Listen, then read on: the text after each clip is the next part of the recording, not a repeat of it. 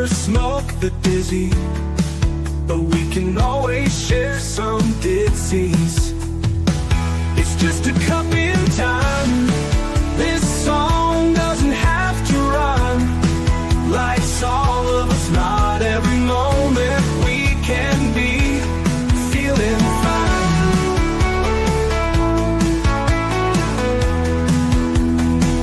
I wanna share a moment, just a second if you will, maybe even a cup of thrill. We could share this performance. It's tea time, come sit with me. Well, welcome guys. We are in the house today, and today I just want to put a trigger warning out there because we are going to be talking about grief for all my listeners out there. But I want to thank everybody for joining me on Tea Time this year for season 6. We're almost at the end of the road, guys. We got a couple tea times left, but today we have Marcia Earhart in the house, and we're going to talk about her story and her incredible work that she's doing through loss and grief.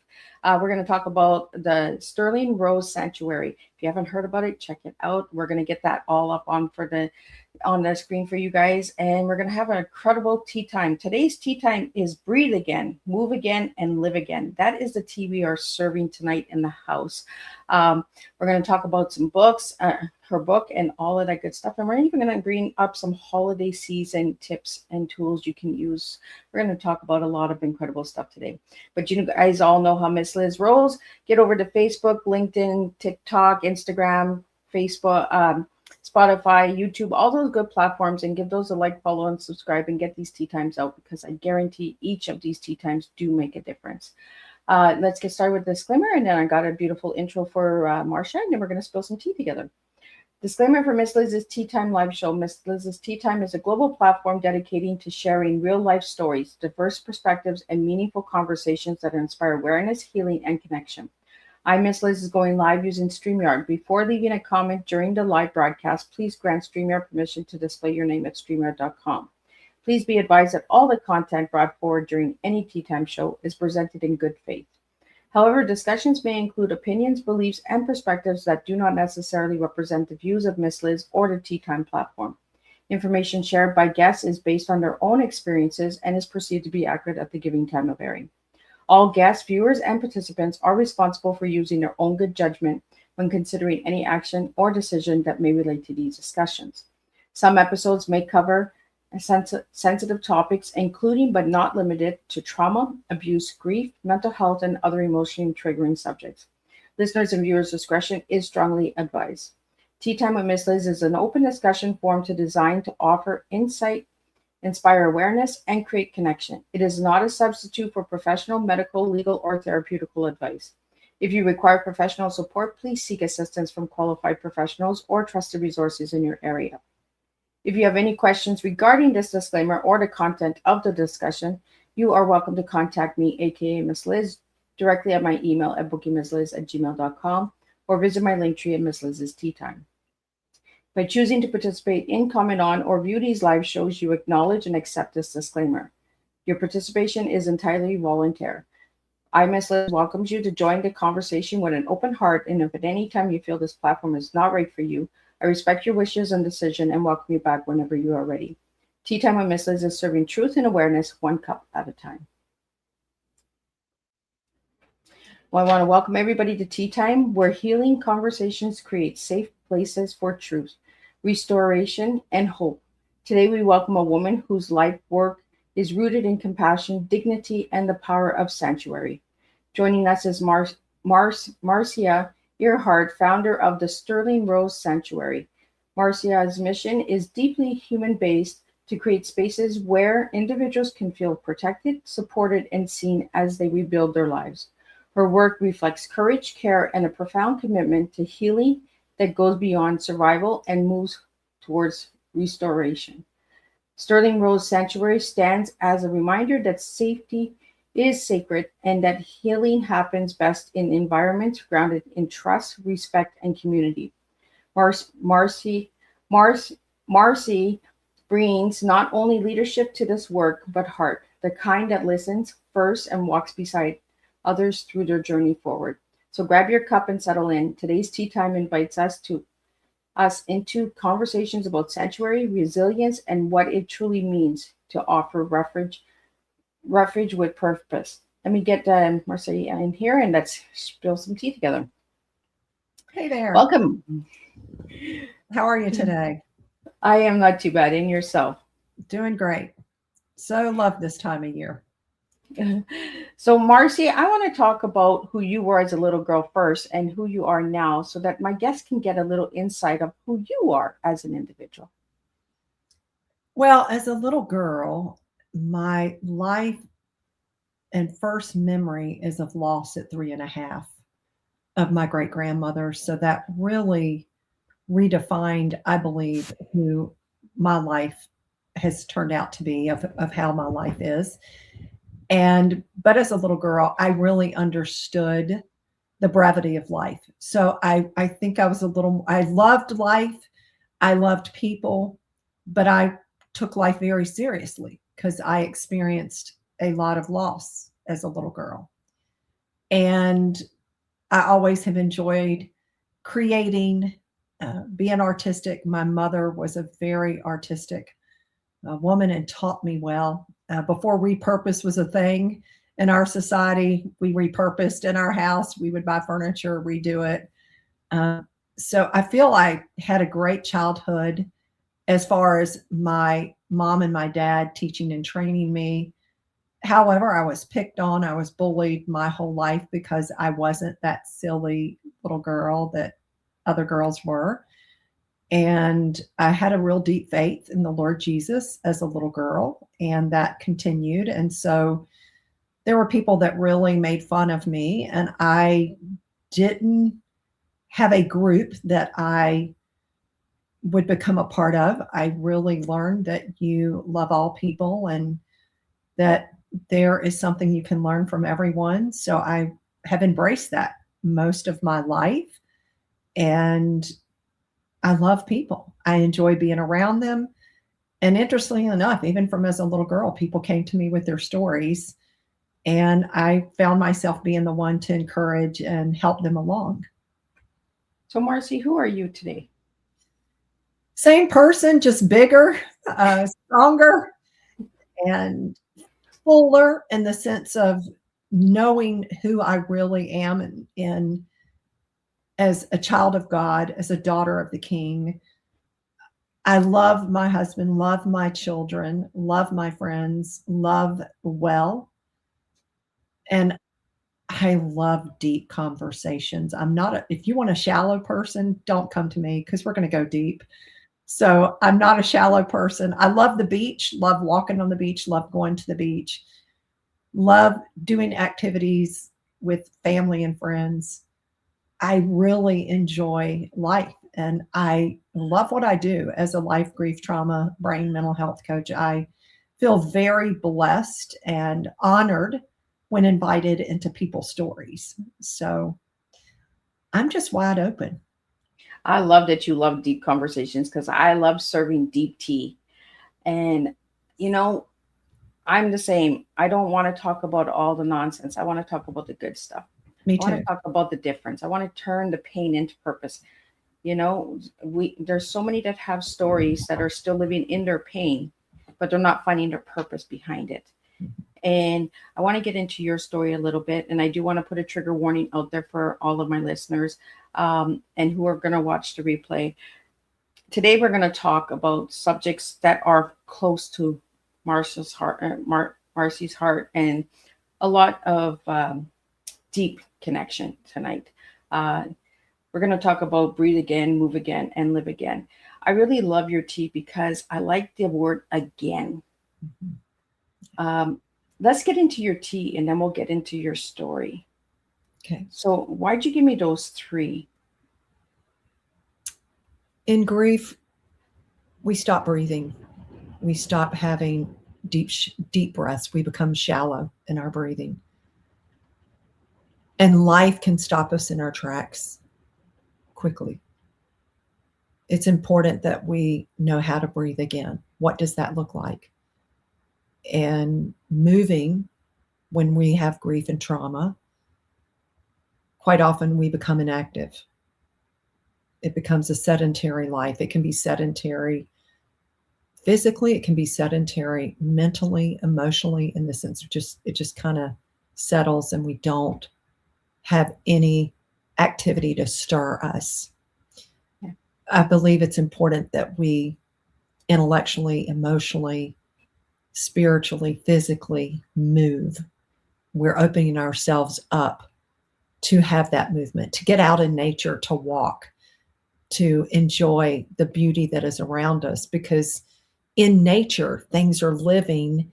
And if we're feeling a sense of death within ourselves, nothing like getting a shot in the arm and going outside, walking around, riding a bike, taking a great hike, putting your feet in the sand. And then to live again, I think quite often with grief and trauma, it robs us, or it can, of the life that we were meant to continue to have. Not that we're going to go back to where we were, but it's a transformation to a new thing. And so to live again is that it's a reset and it's transformation into the newness of what life holds for us now, with the purpose coming forth out of the pain in which we've experienced.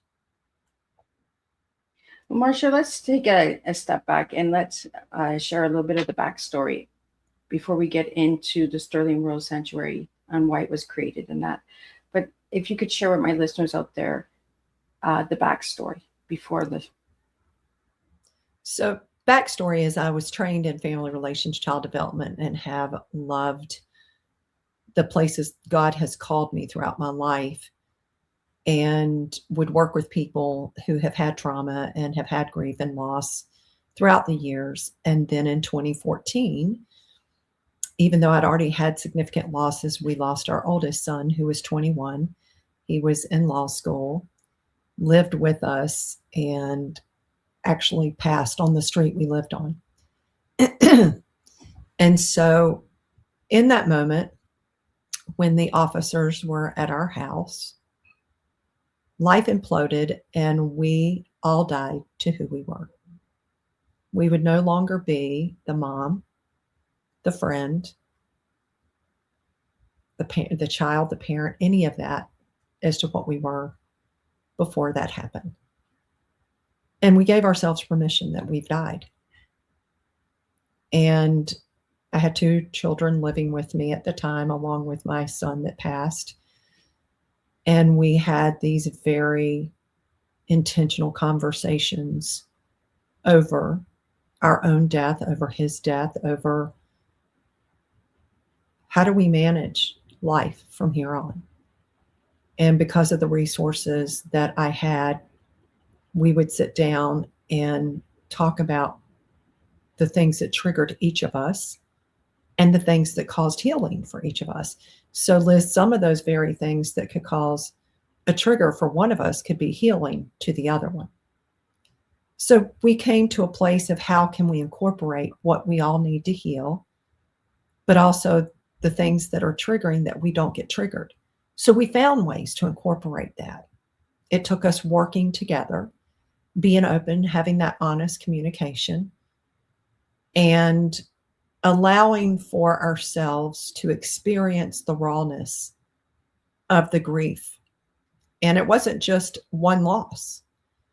The loss of a life entails many things. It's the loss of their community, the loss of the presence, their sense of humor. It's the loss of those conversations, the present and the future. And my kids lost their childhood in that moment, and they would never have a childhood again. And that's not a never like, oh, yes, they will. No, they really would not. My 12-year-old could never be that child again, because there had been this impact that was so dark, that was beyond what he was able to really comprehend, because his brother was not just his brother. It was his best friend. It was his mentor. It was his hero. Sterling was everything to everyone in our family, because he was the oldest and he really did lead well. And that in of itself was amazing. So there are layers that we had to walk through, and we traveled through that process. And in 2017, the Lord said, you need to start a sanctuary for other people. Now, interestingly, that he called that because when our son passed, I looked for a place for our entire family to go for healing, and there was no such place at all. There was a place for my children to go by themselves, and there was a place for my husband and I to go. At that time, there was not a place.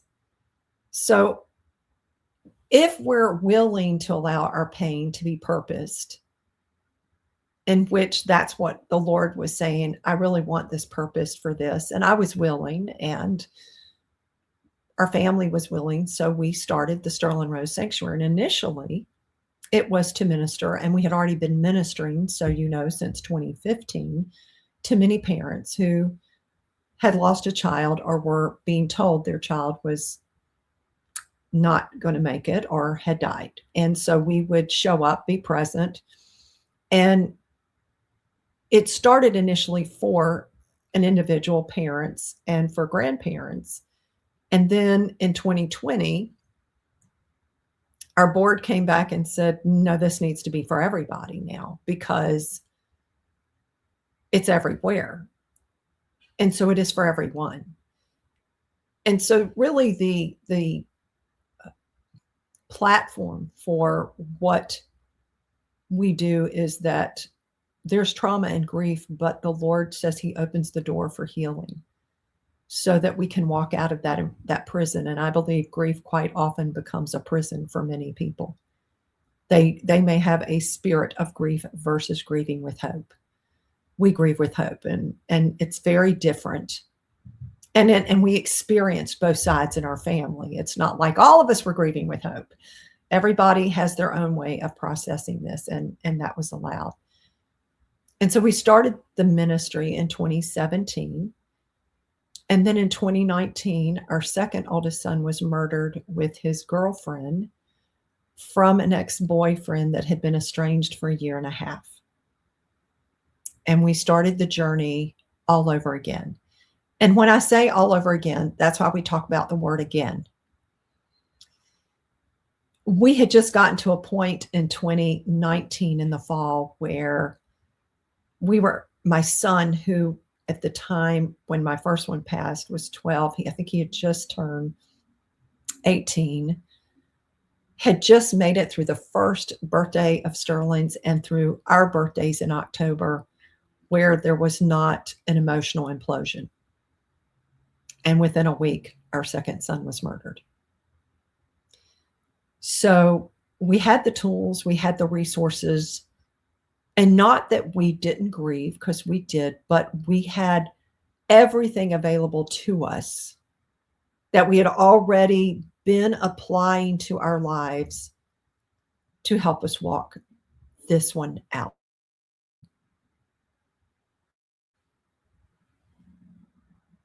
Marsha, you lost two of your sons through different ways.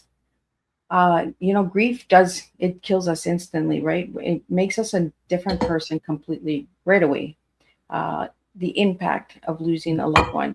At 3.5, you mentioned you lost your grandma. So at 3.5, that was your first impact of loss. It was my great-grandmother. And I will tell you, I did not realize until I was in college, I kept having a recurring dream that my dad was holding me and I was overlooking a casket, and there was this woman in the casket. And I went home and said to my mom, I said, I keep having this dream. I feel like it actually happened. And my mom said it did. That was your great-grandmother. And immediately I remembered when she put the context of what, and she said, you were so upset. And I said, well, and then the dream, this is the conversation I'm having. I look at this woman, which was my great-grandmother, and I look at my dad and I said, where is she? Well, I want to talk to her. And he said, well, she's gone home to be with Jesus. I said, well, I want to go be with Jesus. Where is Jesus? Because I want to go see Jesus and I want to see my great-grandmother. And so my dad starts explaining to me, and he said, well, it doesn't work quite like that. So he's telling me, And I said, well, I want to know this Jesus, because if she gets to be with Jesus, I want to get to be with Jesus. But I was the fact of seeing her in that coffin was, I think, more than my little self knew how to process at the time. So as a parent, we made the decision our kids would not see anyone in a casket. That's a very Southern thing. And I'm from the South, unless they were old enough to make that decision themselves. Because I feel like some of the decisions and choices that we make, we don't realize that the age appropriate or lack of age appropriateness in our culture. So we really wanted our kids to, and my older kids, when my father passed in 2005, my oldest son wanted to see my father. And he said, I want to go see. I didn't even see my father, but he wanted to, because some people need that for their own healing. Some people need that. And so no judgment, but we want our children, and we wanted to be able to choose. But it made such an impact on my life. It was a redefining my entire life, not a defining. I want to make that clear. Grief does not define us unless we say it defines us. Well, nothing really truly defines us, Marcia, unless we allow it. That's right. That's exactly right. When we give the power to the definition, then it defines us. That's right. And I always say this, you're not telling me my story. I'm telling my story. That's right. Yes. I love that. Marcia, how did the grief impact you with the two sons? Was there a different way of grieving because of the way of loss? Well, interestingly enough, this is where the difference was. I still was processing some things from the loss of my first son, working through that, because I'm also with my kids, being very intentional to be with them, talking with my husband, and trying to work with him on certain things. And I'll clarify that in a minute. But after my second son passed, I would grieve over certain aspects of him. And then my first son would come in, and I felt this conflict, because I needed to grieve each one separately. And now they're kind of both in the same space. And I had to dialogue this out with the Father, and said, Lord, I need to have each in a space right now, because I'm having confliction, and I'm almost feeling guilty grieving one, not the other. Do you know? And neither all in the same space. And I really can't have them all in the same space. So in this beautiful way, he created a space where both of them are separately, but then there's a space where they both are together. So when I need to grieve one, I can, without feeling guilty or overwhelmed or frustrated. And when I need to grieve them both, like at the holidays, I can, and they're in that space. And so the space at the holidays would be the memories that we shared as a family together at the holidays. The spaces individually would be our unique relationship, my unique relationship with each of my children, so that they're not marred, because it's not one loss.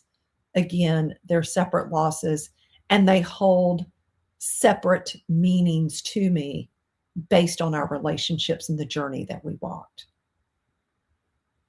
As a mom, I lost my daughter when I was 14 from stillborn, and a loss of a child is hard to overcome. But we have to look at our children as our guardian angels now. They're watching over us. They're pushing us. They're encouraging us to stay strong and stay in the faith. I know faith is what got me through my daughter at such a young age. Your faith has given you hope. And like you said, grieving with hope. So with the Sterling Rose Sanctuary, did you incorporate that into the healing process for other families? Yes. If you're a believer, that is very much a part. We do work with people that are not believers. But the hope for me as a believer, and that I have a relationship with Jesus, is that I have the hope of heaven. I have that ongoing hope in me that fuels me. And when you were talking about they're looking over, I just today was talking about the cloud of witnesses. You know, and scripture talks about the cloud of witnesses. My children would be part of that cloud of witnesses because they both were believers, cheering me on in this life. And they want me to live my life in the fullness, not squander it away. And so I again, I take that very seriously, that I've been given opportunity after opportunity to live in the fullness of life. And I don't want to miss anything. And when I get home, I want the Lord to say, wow, you used up every ounce of what I gave you. I mean, we were coming close here because you were just all in it. So, and you're right, losing a child. And I work with so many that have lost a child.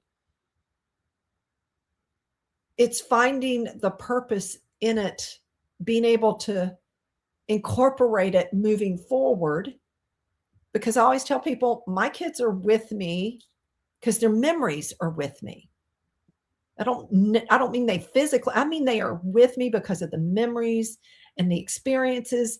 And that's in my DNA. That's never going to leave me. So wherever I go, that goes with me. And I think that's how we have to look at our losses. And hey, there's loss of more than just people. I mean, we have losses of dreams, we have losses of our health, but we have to incorporate those things within us and have an attitude of gratitude. I am very grateful. When I start crying, if I have a moment of just sorrow, of just missing, this is kind of how it looks for me. I'll let the tears flow. I give myself permission, but I am thanking the Lord for that child was present with me, and I'll list the multitude of things that we got to do together and the memories.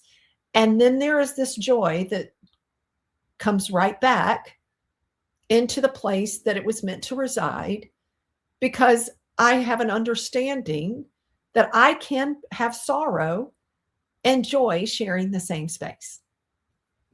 I love that quote, that word permission, because we don't give ourselves permission to grieve.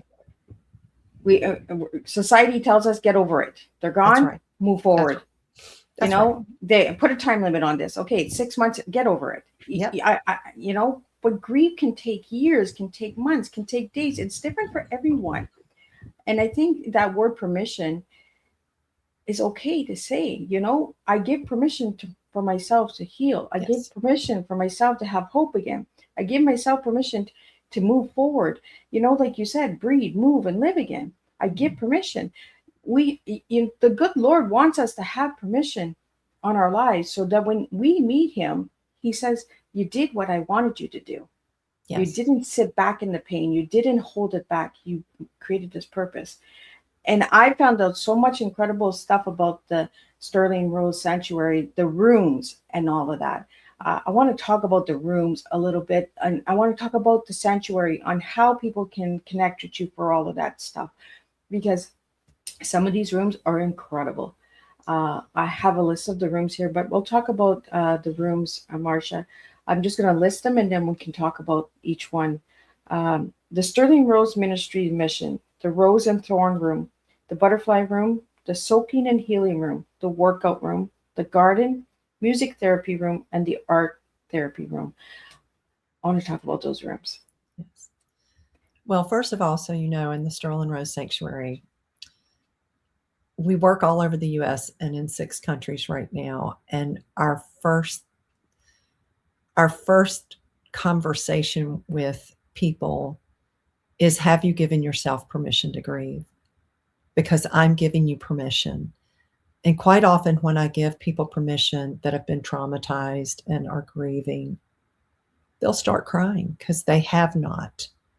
They have felt they've needed to hold it together for somebody or for themselves, that I've got to be strong around my children. I've got to show an example. And I'm like, but what you're missing is that you're denying yourself the ability to heal the way you need to. And you also are not teaching those around you how to grieve. My parents taught me how to grieve. Praise God, they really did teach me how to grieve. Because if you knew my backstory up until 18, I mean, I had 17 losses by 18 years old, and they were tragic losses. I mean, I really, based on that, if I had that trauma that moved with me and that didn't affect me ongoing, because my parents showed me how to grieve the loss of someone in your life. And so at the Sterling Rose Sanctuary, the rooms, and we are raising funds right now for a place. What we do is we incorporate this. It's not there yet. This is, that's why it's on there. So we have been raising funds, and we want a place where we can do it in that place. But right now we do it with individuals, where the rose and thorn is we unpack all the thorns from the situation, maybe within the relationship, maybe from friends and situations that have happened since the loss, so that you can appreciate every petal in the rose. Because sometimes when we have losses, it's not just the initial loss and the things within that. There are things that come after that. And so we want to make sure we're unpacking and we're helping that process so that you can really appreciate. We really cannot have the rose without the thorns. The thorns are a protective barrier for that rose to have not just its beauty, but the fragrance. So we want you to experience the beauty and the fragrance that is permeated from that rose. The butterfly room is talking about things from the past, the traditions that we have lived by that have been so important. It's what marked us as a family and as to who we were in that season of life. We start talking about the traditions that maybe were just for that season of life, and they need to be surrendered, and we need to incorporate new traditions because it's part of being in the newness of living again. And some of those traditions can come forward with us. So which ones does everyone want to bring forward, and which ones, and what makes you feel uncomfortable, what makes you feel uncomfortable, and what makes you feel comfortable? So as a family, we talk to the individuals together with each other, so they can then say that tradition would really be at a 5 for me of causing me to be triggered and a lot of pain. I don't want to do that anymore. Okay. So if it's something that the parent needs, then they need to find a way to do that away from that child. And these are doable things. It's just you've got to be cognizant and work through them. And then in the butterfly room, it's about you're in a cocoon in grief. And it seems really dark. It seems very lonely in there, because truly grief is a journey we all have to do.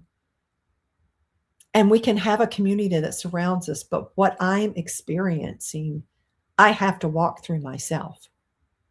Someone can't do it for me. And so in that cocoon, there's a transformation happening of the involvement, the evolving of who I am to be. And I have to be willing to evolve so that I can pump those wings and I can thrive, versus barely pumping and not making it. Which, if anybody doesn't know, if a butterfly cannot fully pump its wings, it dies. And that butterfly never comes to be. And I believe that in grief, we're given that same opportunity time and time again, and through the traumas that we experience. And then we have the art therapy room. Some people really need to be able to express themselves therapeutically in a different modality, and art is a beautiful way to do that. And we have several ideas and creations that individuals can do if they just don't have something of their own, They can make a memory box. They can put pictures of their loved one, and they can have that where they write down past memories and they place it in the box, or they can write down things they're thankful for about that person, about their life, and they can put it in the box. So there are numerous things there. The music therapy room, my son is an accomplished singer, songwriter, beat maker.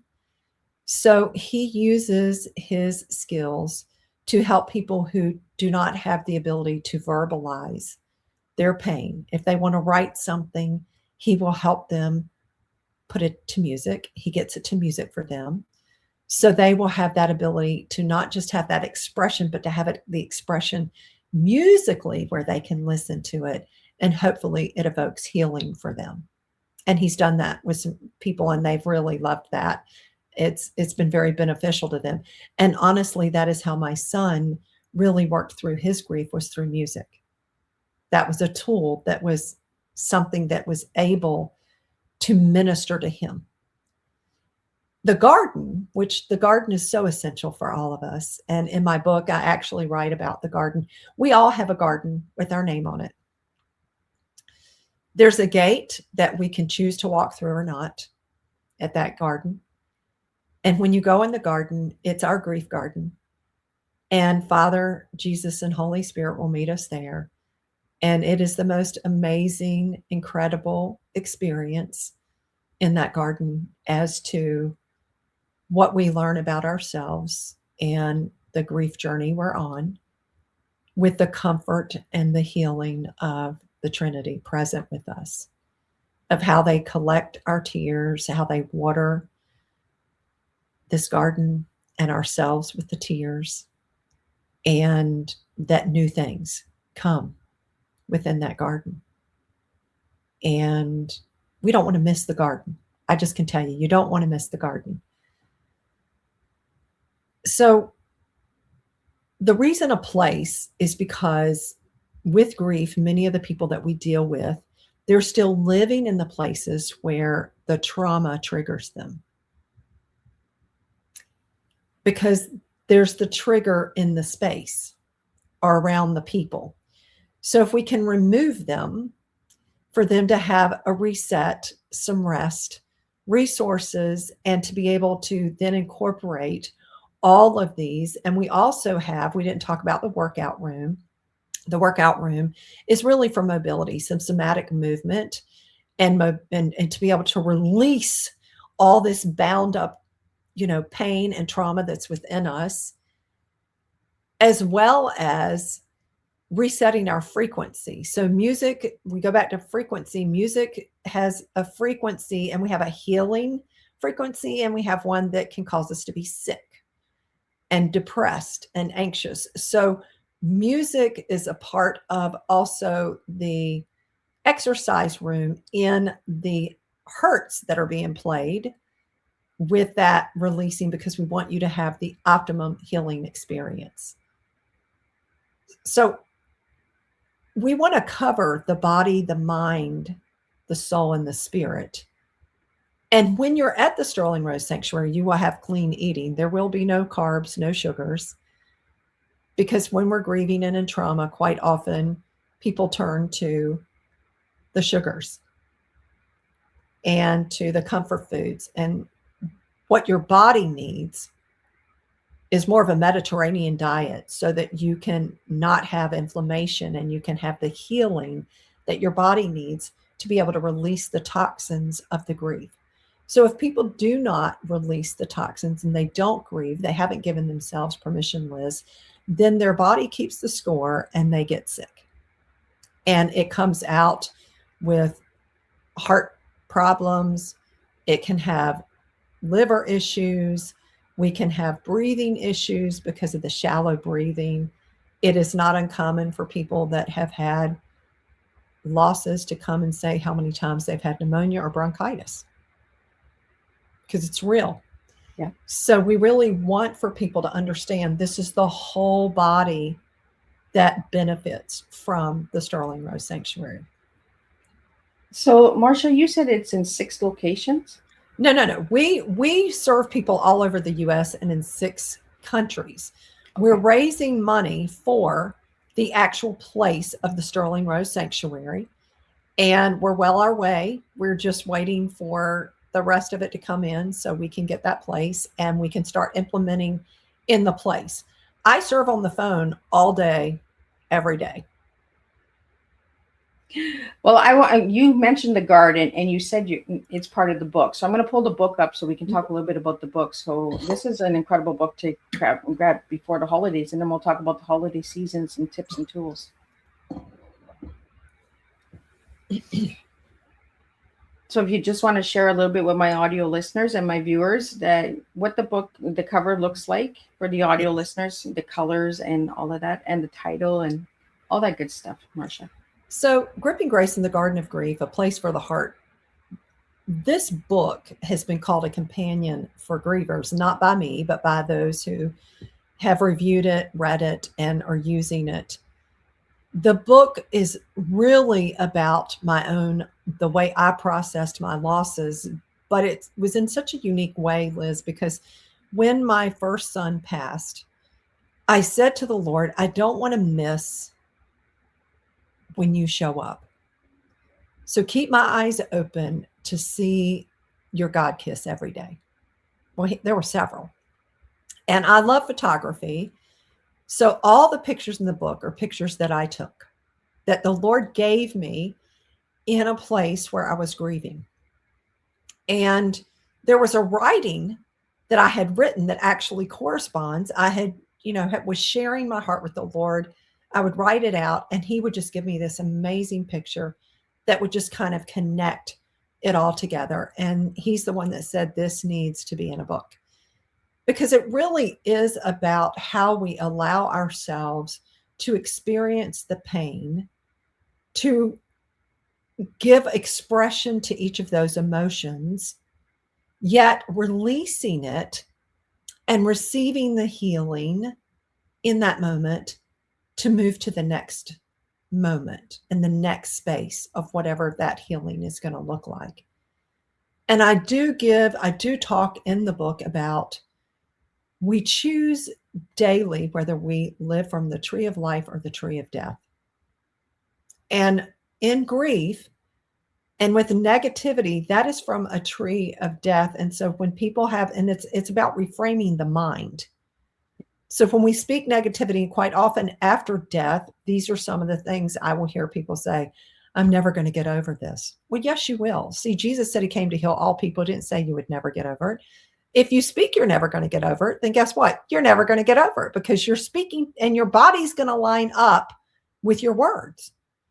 But if you speak, I know this is a process and I'm going to walk through this process and receive the healing that the Father promises, then guess what? You're going to receive the healing that the Father promises, and you're going to be able to breathe again and move again and live again. The book is also talking about the different, I talk about Sterling, I talk about Mark. It's all in there, the mental health that happened, the mental health struggle that happened with my son, because that became a very real issue as well. This is a lot to happen in a small amount of time. Yeah. And I give in that book that we receive treasures from the dark. And if you're walking out of something and you're not taking some spoils with you, you better go back and get them because there's spoils for you to take. And I have a section on that because I think it's so vitally important that we understand we just didn't go through that and then just walk out. There is purpose. We get to take some fruit with us from that place. And it's beautiful. It's not this ugly, petrified piece of wood that's just sucked every bit of life. It is flourishing and there's life to it. And so I want people to understand there are things that we take out and that will be incorporated within us for the next trial that we're going to embark upon. Because guess what? We have others coming somewhere down the road. I just think that the book is beautiful. It's a calming, the cover is really calming. and it brings that fragrance of the lilacs, I believe is the flower that's on there. You know, and when you walk through a lilac garden, it calms the mind. It opens what's ahead. And it goes back to that word again. You know, when you're walking through that garden, we're going to be okay again. Yes. You know, and some of the words that people look at as hard and dark, like grief, are actually opening our eyes to seeing what's out there for us still. What message we have to bring to the table, what purpose we have to bring to the table. You mentioned music, and I want to get into it. I wasn't sure if it was your son or not. I found the song "Rise Above Everything." Was that your son that? That is. So, tell and us a on little our bit about this. website, there are songs that he created for the Sanctuary of Loss and Grief, and one of them we collaborated on, Teardrops Fall.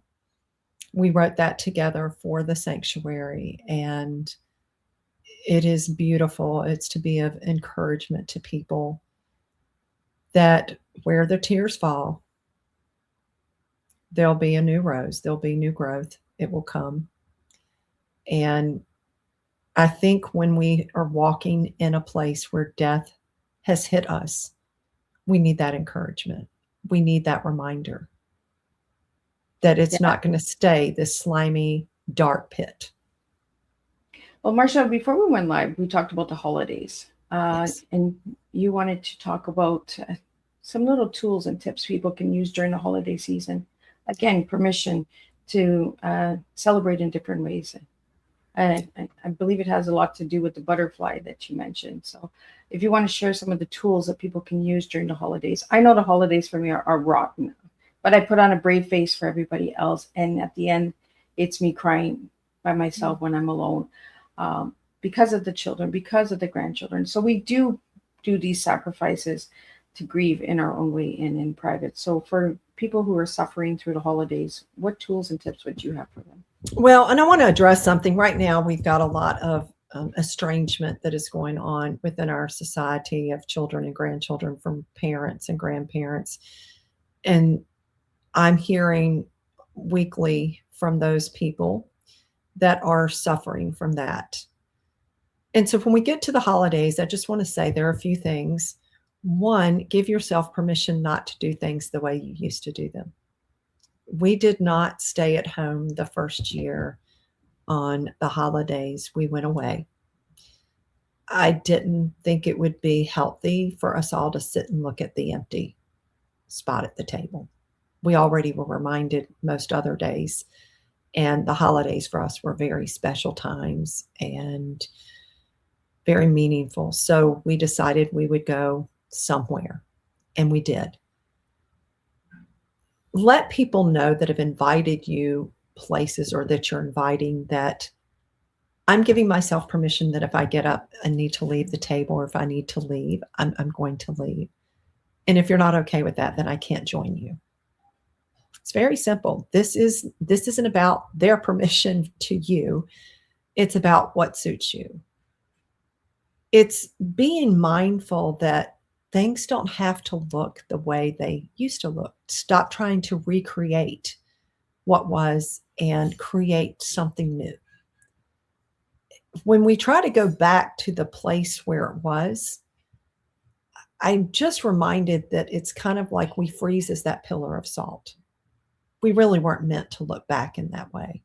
We were to glance and when we glance, it's to glance with thanksgiving and with gratitude.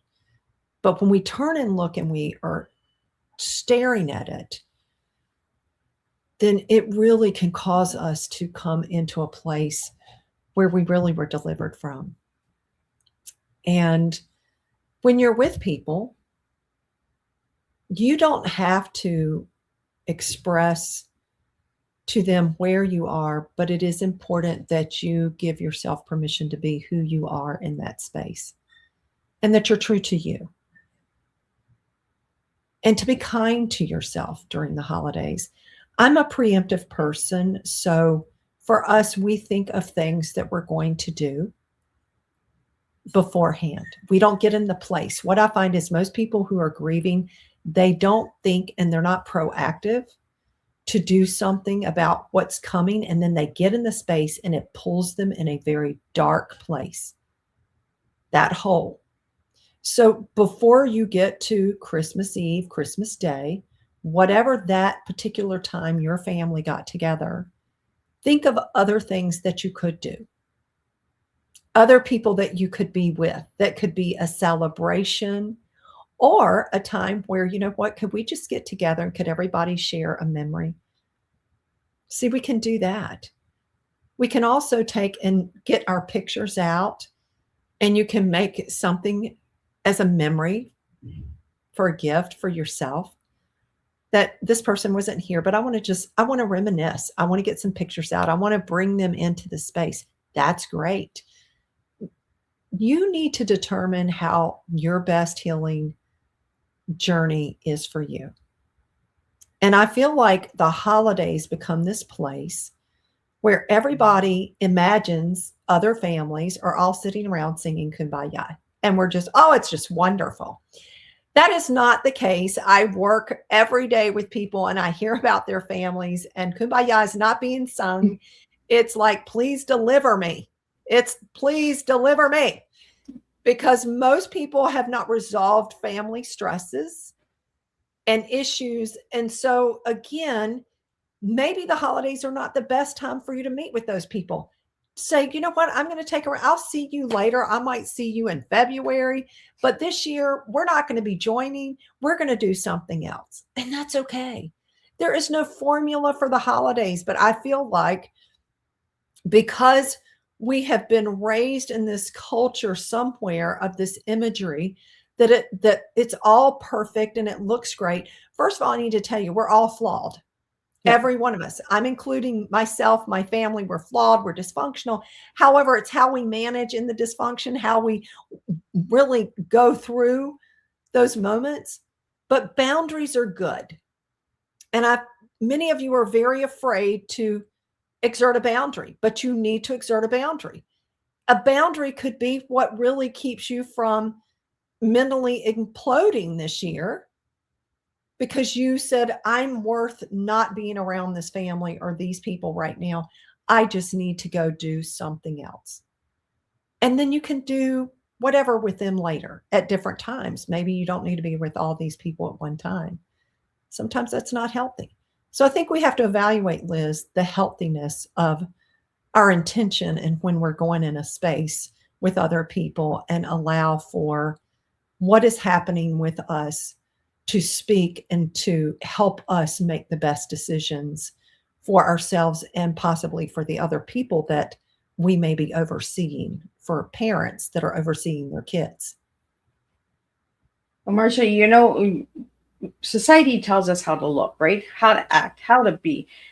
When we show dysfunction and flaws, society is like, what are you doing? But it's real. That's who we are as a society. And we're, to try and fake it till you make it, that's only brain damage. And you're the one that's going to suffer from that. So I'm not a fake it till I make it. I'm very authentic, very vulnerable, very real about this is where we are. And this is how we're going to do things. And we'll figure something else out at another time. But ever since our kids have passed, we've done different things. Some things we couldn't do, wouldn't do, don't want to do. Other things we brought with us. Like, we love arts and crafts. So we all sit around and paint, and we do some really neat, creative, artistic creations at the holidays. And Thanksgiving, we spent the whole day painting. We had a blast. Not your traditional, but we had a blast. Right? We loved it. And we had chicken salad, and we had lentil salad and deviled eggs. And it was great. We didn't do turkey. We didn't do all the traditional things. I'm the same way. I like to switch it up. I'm like, we do turkey and ham all the time. Can we not make lasagna? Can we not do salads? Could we not have a cooking contest? Like Yes, I love everybody, that. bring a dish or something. Like do a potluck. It doesn't always have to be the traditional turkey and ham or lamb for some people that do lamb. Uh, I like to switch it up. And I always like to put a twist in there. So when it comes to Christmas time, my grandkids are always like, "What's Grandma going to do next?" And I'm I just love like, that. you got to wait and see. It's a hard time for me because there's a lot of grief around Christmas. But the little ones, it's like, what do we give the little ones to remember? That moment of grace or that moment of, you know what, I'm taking time for me. And I've done that a couple of holidays. I've said, you know what, I just can't show up. Hmm. I will see you on Boxing Day. I will see you a couple of days before, but I cannot see you on Christmas Day because Christmas Day is just too hard for me. Um, I'll give you a phone call. I'll call and see what the kids got for Christmas. But, I like to change it up. Marcy, what final message would you have for everybody? And where can they find out more about the Sterling Rose Sanctuary? If you could spell out the website for all the audio listeners. The website is www.thesterlingrosesanctuary.us. I want your audience to know that healing is available for all people, that they have to choose with intention to get healing. And that when they do get healed, they're not leaving behind their loved one. Because quite often people think, well, I'm like, no, you're not. You're actually learning how to incorporate it in you to move so you can breathe again, move again, and live again in your created design. If you are living in grief and it's been years, then we need to do some work. We need to start processing that pain so that you can have a sense of newness and walk in it. And to realize that if you're fresh in grief right now, because I know some of you are very fresh, that where you are today is not where you're going to be tomorrow or the next day. Grief does require us to give grace and to be grace filled for yourself and to allow yourself to walk in the place where you allow the emotions and the physical part of what you're feeling to have expression.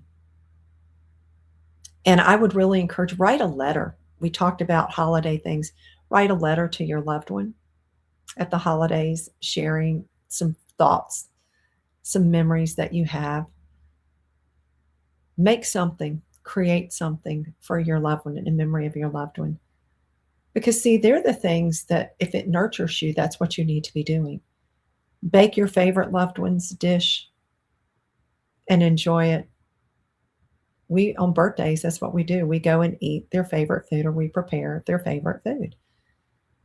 And you have to find what it is for you that helps you. I mean, the things that we do are not necessarily things that you may want to do, but there are things that you can do that will help you continue in this journey and to know that there is life abundant still here for you. It doesn't matter if you are 20 years old or you're 105 years old. There's still abundant life left here for you. Well, thank you so much, Marcia. I really enjoyed this tea time. I got a lot of pointers. I got some stuff to check out for myself, and you gave me some tools to get through the holidays as well. So thank you for that. I'm just going to do a closing summary of what we did today. What a meaningful and heart-opening tea time. Marcia, thank you for sharing the vision behind Sterling Rose Sanctuary, and for reminding us that healing begins when people feel safe enough to breathe again. Your work shows us that compassion in action can change lives in lasting ways.